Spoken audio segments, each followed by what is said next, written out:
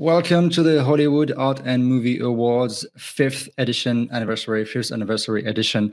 Very happy to be with you again one last time. This is the last panel and discussion with artists we have for this festival.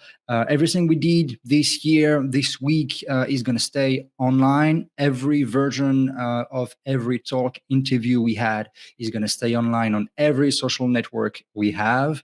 And if you want to see the complete uncut interviews and panels, you have to go on Zerb. Everything is there. We have a catalog. Two options: either you go to the festival itself, because every panel is going to be on Zerb as a virtual event for the festival, or you can subscribe to the channel and access all the catalog we have, all the masterclasses, all the interviews. Everything we did for the past 5 years is online. It's a big list of assets we have, so you can learn filmmaking, see the craft. And this morning we're going to talk script and music. Just a quick information before: we are very happy and proud that we've been listed again in the top 100 best reviewed festivals on Film Freeway. It means a lot to us because we are a real festival, we are a real event. When we do it in person, it's big stuff. When we do it digital, like we do this year again, we also try to push the envelope and to create opportunities for filmmakers, scriptwriters, composers, artists in general. And this list of the top 100 Film Freeway best really makes sense for us. We're very proud of it because it's based on filmmakers and users' reviews. So that means I believe you are happy with what we do, and we're going to do our best to keep doing this. It's been 5 years.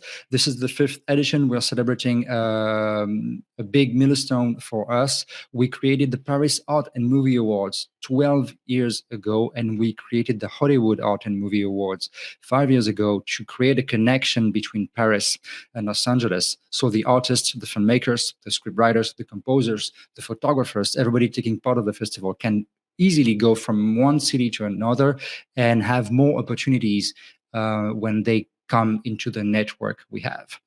This morning, we have 3 scriptwriters and 1 composer, and this is my very pleasure to welcome them all this morning. How are you doing?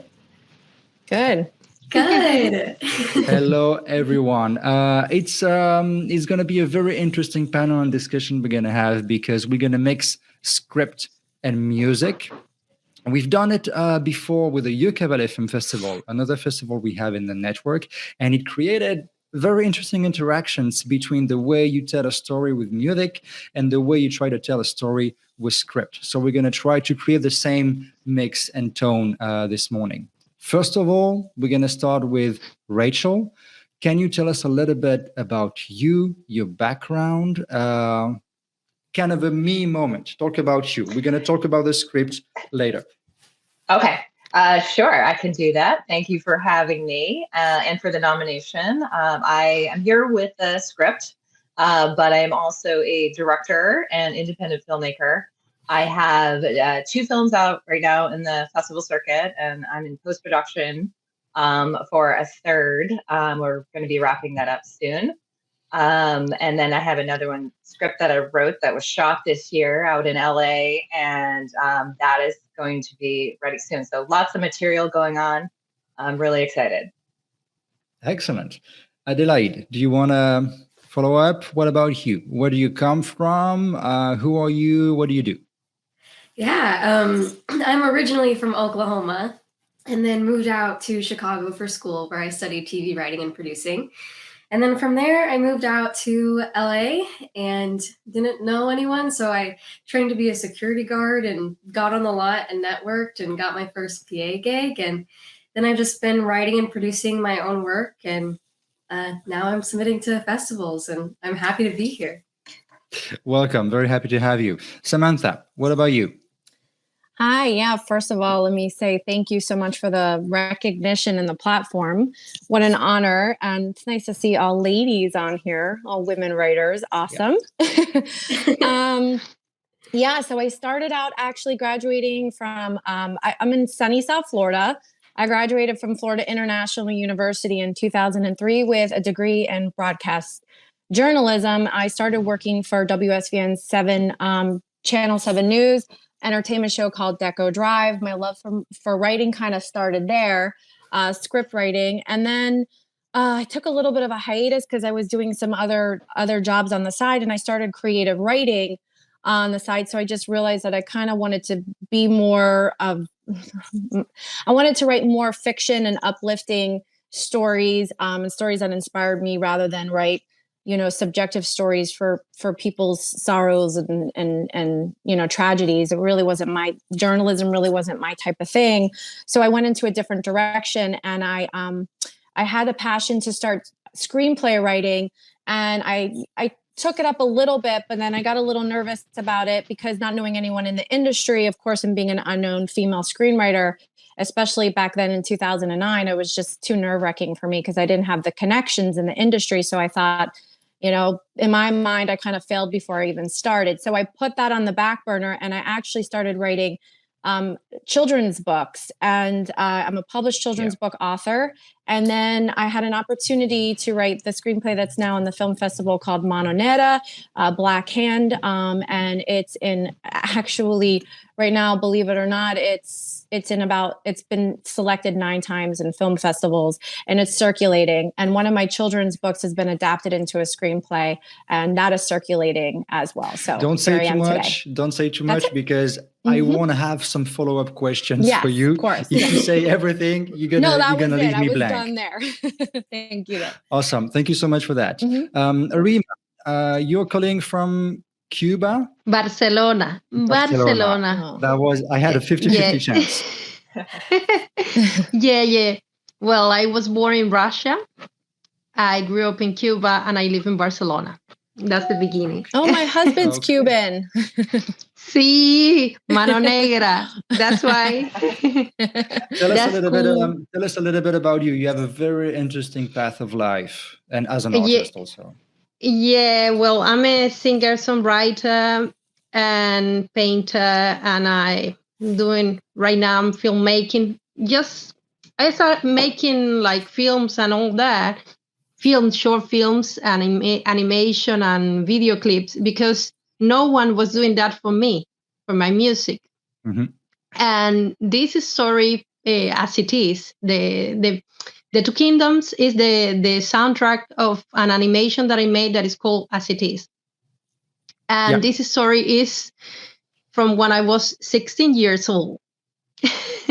So it's inspired by your story. Yes. This is the soundtrack of the animation. That is a story that I made like long time ago. Can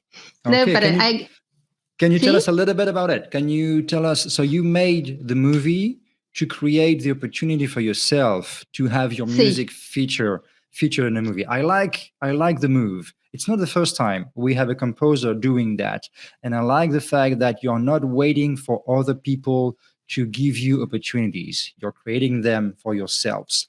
And that's also a connection we find a lot in script writing. You create the stories you want to tell. You're not waiting for anybody else to do it for you or to come to call you to do that. So first of all, it's music. The movie came after that. So did you compose the music and then made a movie to place the music, or did the movie come first? This is a long story, but I'm gonna try to make it short. So I made a story for a child, really. The story is as it is, but it's really a very hardcore story for children. But that child, when I was 16, she told me, you need to write this story. I used to make a lot of stories. I never write the stories. I never felt that I was a writer, but I wrote this one. Then I started working as illustrator, and I was illustrating since I was like 15 until I came here to Barcelona, because I don't know anybody, but I was in like illustrating books for my whole life. And my boss there, he used to tell me, why you don't make a book? Why you don't create a book? You are in the right place. I said, no, but I don't want only a book. I can see that it's a book that has music, has everything. And I have that in my heart, but I didn't have the music. And that was the story. My husband is a voiceover artist. So I asked him to record the story, and he recorded the story. And I was washing the dishes, and I was like, okay, I almost have the story, and we are almost finishing the story. I made all the soundscape as well, the story and everything, but I need the music. And I was washing the dishes, and the music came, and I need to run and start playing the music, not writing anything. The music came, and it You was went the place to play it right away. Yeah, yes, but I'm not a pianist. I play guitar, but when I need to, it's like the music comes through me. This this is something I cannot describe. This it is the Two Kingdoms is something that I made, but it's not made by me. It's made by the energy, So It this is happened. what It I was believe. supposed to happen. Yeah. See, I'm gonna try to play a little bit of the music later, so we can hear that and learn a little bit more about it. Sorry, thank you. Rachel, can you pitch me your script? What is it about? Sure. On the Last Day is about a deceitful actor who's facing a reckoning at the hands of a zealous extra for betraying his wife, who is the director of a play they're all in. So it is a play within the screenplay. And I based the play, I don't think this is done as a play, but it's a Hans Christian Andersen story. So it's kind of dark and macabre, and I turned it into a play. And so I'd say it's like psychological horror, maybe thriller. It is, really about mercy. Like in the actual play, the person is facing the angel of death and, being questioned about his choices in life. So it's about that, and it's about mercy or lack thereof, perhaps. How much of it is inspired by true stuff?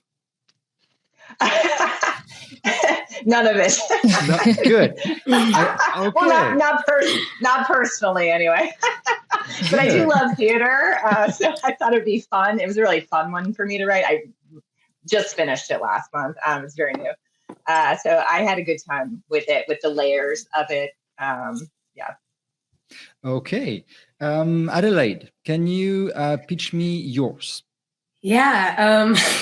So Lefty is about a right-handed woman who must keep her right-handed identity a secret when she falls in love with the left-handed leader of her office social group.